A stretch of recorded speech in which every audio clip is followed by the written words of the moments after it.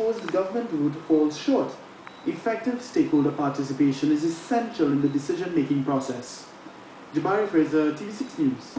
The leader of the Highway Reroute movement is still speaking out on the unsigned report of the Highway Review Committee. Today, environmental activist Dr.Wayne Kublalsingh said government would be foolhardy to ignore the committee's recommendation to conduct additional assessments before pressing on with the Debe to Mondesi section of the Port Fortin highway. The committee's report was triggered by his 21-day hunger strike in December of last year. In the same vein in which he began, but now bolstered by the contents of a report which he sees as a vindication of the people he claims to represent.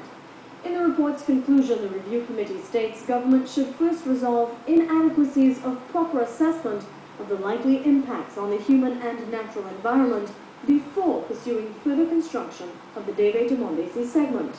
Dr. Kublalsingh tells us that is an indictment on the adequacy of the state's processes. So you take the decision to build a highway without thorough studies. If you want to go ahead, Madam Prime Minister, with this highway, you may go ahead. But you need to look at all of these significant areas of study which have not yet been completed.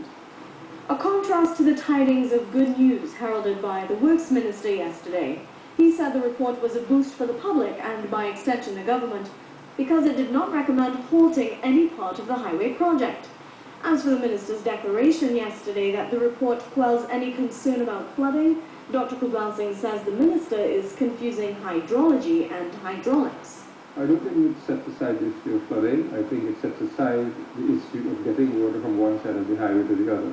He acknowledges the report's finding that the proposal to reroute the highway through Mosquito Creek would not bear the burden of a higher volume of traffic over the next 20 years. He says the reroute movement always contended Mosquito Creek would only be viable if surrounding roads were widened or otherwise improved. Nothing binds the government to act on the committee's recommendations, but Dr. Kublalsingh contends government would meet pressure from civil society if it bypasses the report and presses on.